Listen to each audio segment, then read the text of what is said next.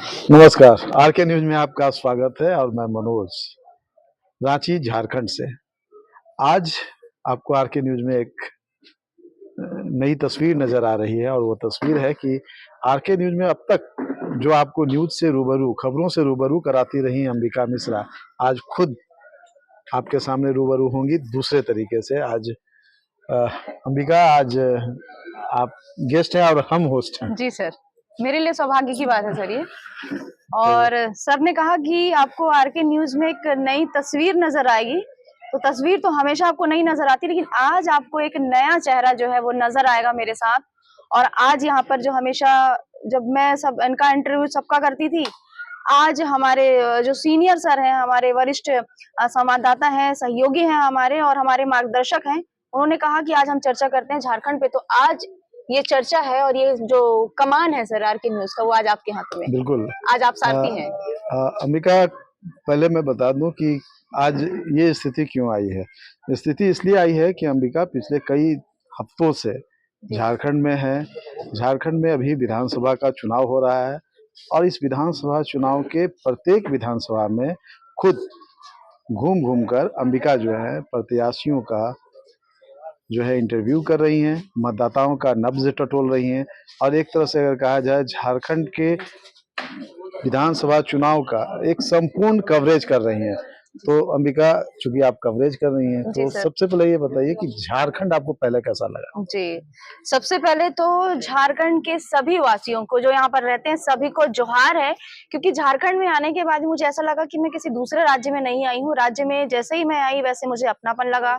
लोगों के बीच जिनसे मैं मिली हूँ, जिनके साथ मैं ये चुनाव कवरेज कर रही हूँ, उनके साथ अपनापन मिला। लेकिन बात करें झारखंड के लोगों की, तो झारखंड के लोग सच में बड़े अच्छे हैं, बहुत अच्छे से बात करते हैं। और सर सबसे जो बड़ी बात जो है कि जहाँ मन रम जाए वो जगह अच्छी होती है। तो नहीं, झारखंड के लोग झारखंड के लोग जो झारखंड के हैं लोग अच्छे हैं, अच्छे ही नहीं है, सरल है, सहज सरल है है, सहज है सर, और क्योंकि दिल के साफ हैं जी और शायद यहाँ के माटी में, यहाँ के पानी में ये जो है तासीर है उस यहाँ की, कि लोग उतने ही ईमानदार भी हैं। तो ये तो बात हो गई झारखंड की। कवरेज के दौरान कैसा अनुभव रहा? कहाँ-कहाँ अभी तक आपने कवरेज किया है? देखिए, अगर हम बात करते हैं कि जिस प्रकार से कवरेज की बात चल रही है, तो झारखंड में पूरे 81 विधानसभा सीटें हैं जिन पर चुनाव होने वाले हैं। और अगर हम चुनाव की बात करें और विधानसभा कवरेज की यदि मैं बात हुँ, करती हूँ, तो मुझे बहुत कम समय बोलिए, मिला, बोलिए। 15 से 20 दिनों का समय मिल पाया, क्योंकि बीच में त्योहार आ गया और बहुत सारी चीजें हो चुकी हैं। लेकिन अब तक जो है मैं अपने कहाँ सीनियर्स से? के मार्गदर्शन से अब तक जो 81 विधानसभा में से मैंने 23 विधानसभा पूरी तरह से कंप्लीट कर लिए हैं। हुँ, और 23 विधानसभा में थोड़ी हमने देर वहाँ में के बात लोगों करें से भी आपसे? हमने जानकारी ली है, इंटरव्यू चल प्रत्याशियों रहा से हमने बात किया है। और इसके साथ ही साथ जो वहाँ के स्थानीय मुद्दे हैं सर, उनसे भी हमने बात की है। और जिस प्रकार से आपने पूछा कि कितने विधानसभा आपने कवर कर लिए, तो मैं आपको बता दूं कि 23 विधानसभा सर कवर कर चुकी हूँ आप लोगों के आशीर्वाद और सहयोग से। और जो अलग-अलग जगह से अलग-अलग रुझान हमें आए हैं सर। अंबिका, इस विधानसभा कवरेज के दौरान कई बड़े चेहरे जी। जो है आप उनसे रूबरू हुई हैं, उनका इंटरव्यू की है, यहाँ के स्थानीय मुद्दों को भी देखा है। क्या कुछ तस्वीर जो है वो नज़र आई है जब आप पक्ष और विपक्ष दोनों गठबंधन की अगर हम बात करें, मुख्य रूप जी। से यहाँ पे 2 गठबंधन ही सामने में नज़र आ रहा जी, है। जी। क्या कुछ आपने महसूस किया, क्या कुछ देखा है? सर देखिए, जिस प्रकार के हमने कहा है कि राजनीति हर जगह एक जैसी होती है। राजनीति का स्वरूप एक जैसा होता है, बस राजनीतिक जो चेहरे हैं वो बदल जाते हैं, वो यहाँ पर बदल गए। और झारखंड में जो जिस प्रकार से झारखंड का इस बार जो चुनाव हो रहा है, वो काफ़ी अहम इसलिए माना जा रहा है कि इस बार जो है इंडी और एनडीए, ये जो दोनों जो है वो जोर एकदम आजमाइश में जो आमने-सामने, आमने-सामने है, एकदम कांटे की इनकी बीच टक्कर में है। कहीं तीसरे की और गुंजाइश बीच में नहीं। किसी तीसरी पार्टी का जो है यहाँ पर कोई भी हस्तक्षेप नहीं है। हम छोटा-मोटा 1-2% की हम बात कर सकते हैं, लेकिन सर अगर कड़ा मुकाबला यदि हम देखें, तो झारखंड में सिर्फ 2 ही ऐसी पार्टी हैं जो चुनावी मैदान पर हैं। हुँ। कई बड़े चेहरों से हम रूबरू हुए हैं, जनता से रूबरू हुए हैं। सबके मुद्दे एक जैसे ही हैं, लेकिन बस नामों को अलग कर दिया गया है, योजनाओं को किसी अलग नाम से बताया जा रहा है, लेकिन सबके मुद्दे वही हैं: विस्थापन, बेरोजगारी को दूर करना, महिलाओं को सम्मान देना, युवाओं को रोजगार देना। और जो तमाम जो एक प्रदेश को आर्थिक विकास की ओर जो बढ़ाती है, उन तमाम मुद्दों को लेकर के दोनों पार्टियां चल रही हैं सर, लेकिन बस लेकिन योजनाओं लेकिन के लेकिन नाम लेकिन अलग अगर हैं। हम बात करेंगे, अंबिका, आपने ध्यान दिया होगा कि इन मुद्दों के अलावे एक जो बर्निंग मुद्दा है यहाँ पे, वो मुद्दा है घुसपैठ वाला बांग्लादेशी जी। घुसपैठ का। दूसरी बात अगर करें तो एक जो स्थानीय मुद्दा है यहाँ पे, स्थानीय नीति का। जी यहाँ पे एक और मुद्दा है जो 1932 के खतियान से जुड़ा हुआ है, चूंकि आपने रोजगार की बात कही है। जी। तीसरा एक और मुद्दा है ओबीसी आरक्षण का, जो पहले यहाँ के लोगों को 27% मिलता था, घट करके वो 14% हो गया, वो भी एक मुद्दा है। तो इन मुद्दों पे जब बातचीत हुई, पक्ष और विपक्ष दोनों के लोगों से आपने बात की, कई बड़े नेता, छोटे नेता, कार्यकर्ता और आम लोगों से भी आपने चर्चाएं की। क्या कुछ उन लोगों का फीडबैक है इन मुद्दों को लेकर के, क्या उनका रुख रहा है, क्या वो इन मुद्दों को तवज्जो दे रहे हैं, या फिर ये मुद्दे जनता के लिए गौन है, नेता सिर्फ सुर्खियां बटोरने के लिए या मुद्दा बनाने के लिए एक हथियार के रूप में इस्तेमाल कर रहे हैं? देखिए सर, अभी अगर हम इस पर अगर चर्चा करेंगे तो हम किसी भी पार्टी का ना प्रचार कर रहे हैं ना दुष्प्रचार कर रहे हैं, लेकिन जो जब मैं फील्ड पर जब गई, जिस प्रकार से हम योजनाओं की बात करते हैं, झारखंड में जो सबसे बड़ा मुद्दा है बांग्लादेशी घुसपैठ का जो मामला है, हमने देखा कि अभी कुछ दिनों पहले ही रांची में छापा पड़ा था। वहां पर कई बांग्लादेशी जो है वो वहां से बरामद किए गए, कई लोग वहां पर मिले।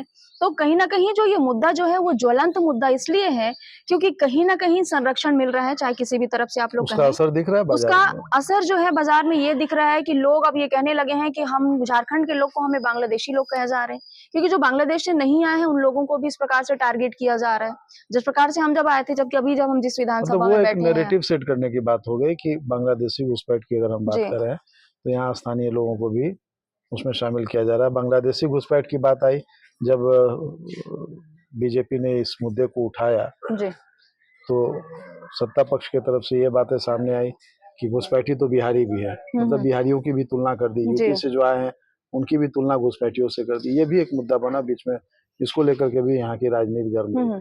तो इन सारे चीजों का असर आम जनमानस पे पड़ रहा है। आम जनमानस इन मुद्दों को कुछ देख रहा है, जी। जबकि जैसे कि देखिए सर, आपने जैसे कि कहा कि बाहर राज्य से भी लोग झारखंड में आ गए हैं, उसको भी घुसपैठिया के रूप उसको में भी घुसपैठिया के रूप में देख रहे हैं। लेकिन यहाँ पर जो लोगों के जो मनोभाव, उनके जो विचार बन रहे हैं, वो सबसे बड़ा जो यहाँ पर मुद्दा है स्थानीय और बाहरी मुद्दा होने का। क्योंकि जो लोग बाहर से आकर के जो बस गए हैं और यदि वो विकास कर रहे हैं, कहीं ना कहीं लोग उनका विरोध कर रहे हैं, और वो हर जगह होता है, हर एक राज्य की बात है। यदि एक राज्य में दूसरे राज्य का यदि कोई व्यक्ति आता है और वो निरंतर आगे बढ़ते जाता है, तो कहीं ना कहीं स्थानीय और बाहरी मुद्दा आता है। चुनाव में भी यही हो रहा है सर। अगर हम अपने पड़ोस के विधानसभा की बात करें तो पड़ोस के विधानसभा में भी यही चीजें चल रही, स्थानीय और बाहरी मुद्दा चल रहा है। चलिए, अब अगर हम चुनाव की बात को छोड़ दें, जी तो इस चुनाव के दौरान कई ऐसे पल आए होंगे जो आपके लिए मेमोरेबल होंगे, जो आप जी यहाँ से सहेज करके अपने यादों में छत्तीसगढ़ जाएंगी, वहाँ पे लोगों से बांटेंगी। तो वहाँ पहुंचकर बांटेंगी, उसके पहले हम चाहेंगे कि दर्शकों को यहाँ से बांटते आप। जी। जैसा कि झारखंड का जो मेरा अनुभव जो अब तक का जो रहा है वो बहुत अच्छा रहा है, और मेरा एक नेचर है कि मैं हर लोगों से बात करती हूँ, मिलकर बात करती हूँ, चाहे वो किसी भी वर्ग का हो, किसी भी धर्म का हो, किसी भी जाति का हो। और मेरे लिए इस मामले में सबसे ज्यादा सहयोग मनोज जी ने किया है। मुझे नई नई जगहों पर लेकर गए हैं, झारखंड की जो रीति नीति संस्कृति है उसके बारे में उन्होंने मुझे अवगत कराया। इसके साथ में यदि हम कहें तो हम अभी गए थे निरसा, धनबाद, ये हम गए, किलोरी गए, कोलियारी क्षेत्र में गई, जहां पर मैं हमेशा सुना करती थी कि भाई यहाँ कोयले के खान और कोयला के खदान में कई प्रकार की दुर्घटनाएं होती हैं, यहाँ पर इतनी सारी चीजें हैं। मैंने उसको भी नजदीक से जाकर के देखा, वहां रहने वाले लोगों से हमने बात भी की है, कोयला खदान के बारे में हमने जाना भी है, वहां के विस्थापन के मुद्दों पर भी सर मैंने बहुत चर्चा की, जो मेरे लिए बहुत अहम है। और इसके उसमें जो आग लगी हुई थी और जो अब तक आप सुनते रही थी, और जब वो करीब से उस आग की तपिश को आपने महसूस किया, वो कैसा अनुभव रहा जब एक तरफ सैकड़ों फीट गहरी खदानें, वहां से कोयला निकल रही है और चारों तरफ उसके आग जल रहा है, उसके बीच से कोयला, वो जी। क्योंकि जो जहाँ की हम बात कर रहे हैं, हम लोग गए थे झरिया कोल माइंस, झरिया ही है वो, जहाँ पर गए थे, वहां पर कोल माइंस है, काफी सैकड़ों फीट नीचे खदान है वहां पर। और मैंने पहली बार देखा है कि कोयले की खान में धधकती हुई आग मैंने देखा है। तब उस समय मेरे मन में एक पीड़ा उत्पन्न हुई कि इससे आसपास के रहने वाले लोग जो हैं, धनबाद की जिले के झरिया की धरती हुई जलती पे जो जल रही है जो धरती, उस पर रहने के लिए मजबूर है, उसकी तपिश को, उसके धूल को, उसके हवाओं के गुबार को झेलने के लिए मजबूर है। लेकिन कहीं ना कहीं जब हम सोचते हैं सर कि जब वो कोयला खदान में जब हम वहां पर 1 मिनट नहीं रुक पाए, वहां पर वहां के लोग जो है कब से निवास कर रहे हैं और कई समस्याओं से ग्रसित है, वो मुझे काफी पीड़ादायक दी। लेकिन कहीं ना कहीं ये भी बात है कि इस पर चर्चा करने के लिए बात की जा रही है, चाहे सरकार किसी की भी आए, विस्थापन पर बात हो रही है। और साथ ही साथ क्योंकि झारखंड की हम बात करें तो झारखंड जो है पूरे देश के अंदर में सबसे बड़ा वन संपदा और प्राकृतिक संपदाओं से भरा हुआ ये राज्य माना जाता है। तो कहीं ना कहीं इसका दोहन भी किसी तरीके से हो रहे हैं तो उसको जो उसका उपयोग जो हमें करना है संसाधनों का, उसका उपयोग हमें देख करके करना होगा। रीति की बनानी होगी, नीति बनानी होगी, और जिस प्रकार से सर माइनिंग जो नीतियां बनती हैं, औद्योगिक नीति बनती है, तमाम मुझे लगता है कि यहाँ की सरकार को काफी कुछ काम करने की जरूरत है, जो भी पार्टी यहाँ पर आएगी। तो जो सबसे बड़ा जो मुद्दा है कि जल रहा है झारखंड, जो जलता हुआ झारखंड है, उस जलते हुए झारखंड को आखिर कैसे शांत किया जाएगा सर, इस पर मुझे लगता है कि पहले चर्चा होनी चाहिए।